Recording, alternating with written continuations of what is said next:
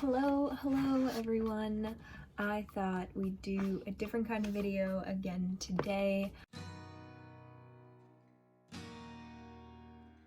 I saw this video that Emma Chamberlain actually did where she just talked about things that were on her mind and she did her nails at the same time. And I thought that was a neat idea because I don't want to just sit and talk to the phone the whole time. I actually want to be doing something so it's a little more interactive. So I'm going to be doing my nails, same idea as she was doing. We'll talk about some current event stuff, thoughts in my head, med school, all that jazz. And to those of you that are interested, I actually got a gel nail polish kit.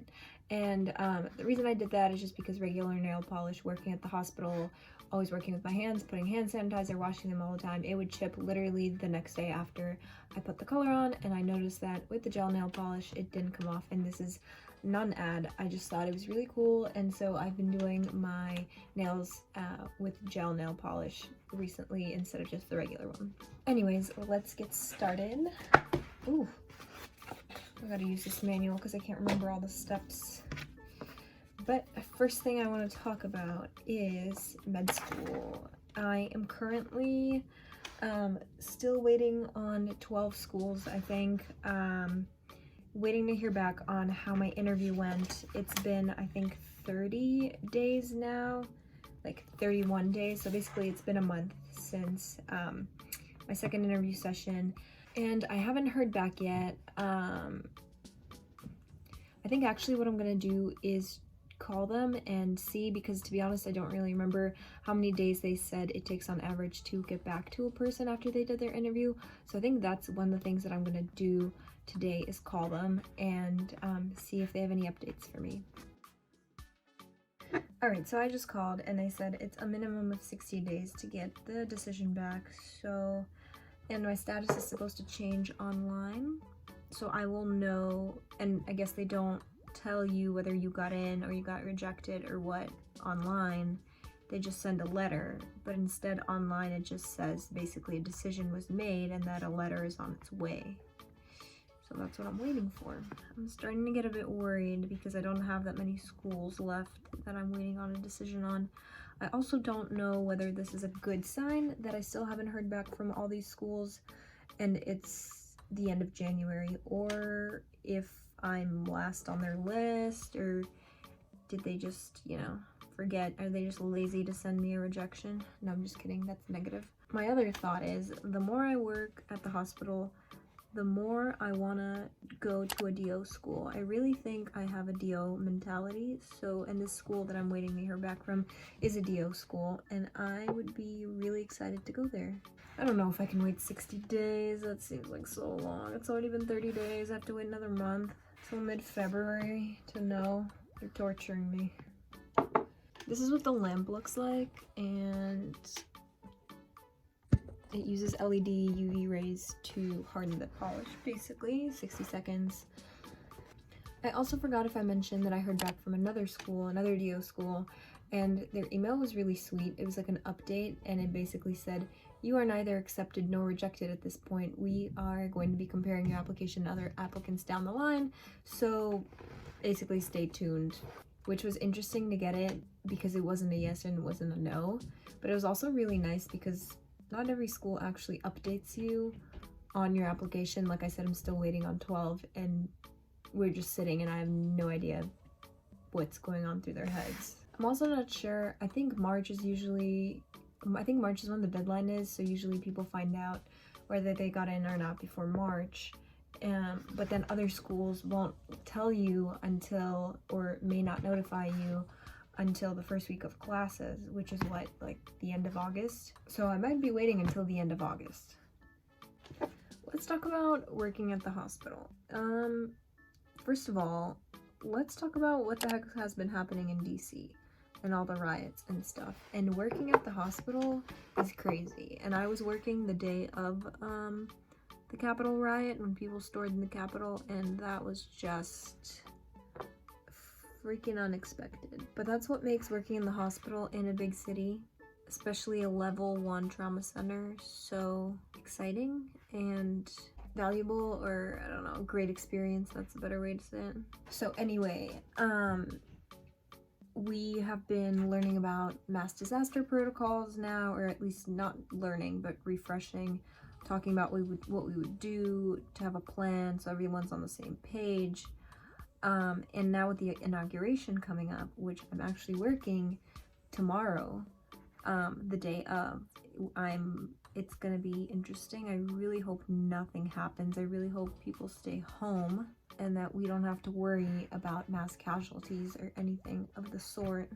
But it also is a problem because they're closing so many roads. We have the National Guard everywhere. People are getting stopped and checked. We are supposed to carry a badge on us at all times, our hospital badge.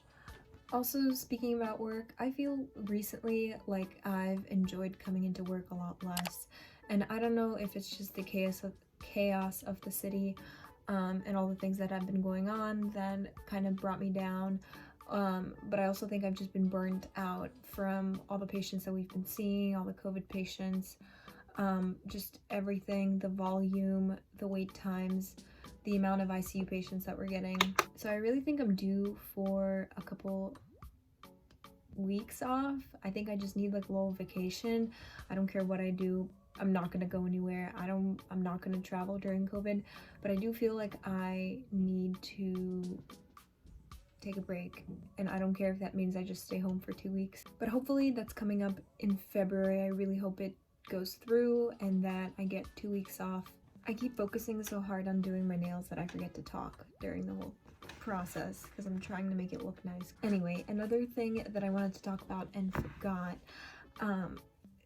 I just wanted to talk about what I think I'm gonna do if I don't get into med school again this year. Granted, I kind of hate saying that this is my second time applying because the first time that I applied in January, pretty much 2 months before the deadline, when a lot of the seats were already filled, and I only applied to 5 schools. So it was really just to see if there's a chance that I would get in, just to throw myself into the list and be like, hey, you know, I'm here if you still need someone to, if you have an open seat and still need a person. And like you guys know, I was waitlisted and didn't get off the waitlist, and so I reapplied. So this is my second time applying, even though the first one was kind of late and low chance, I guess.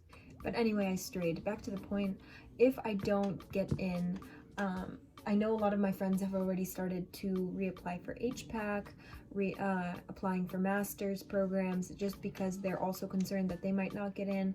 Either they were waitlisted or they're still waiting to hear back from a ton of schools.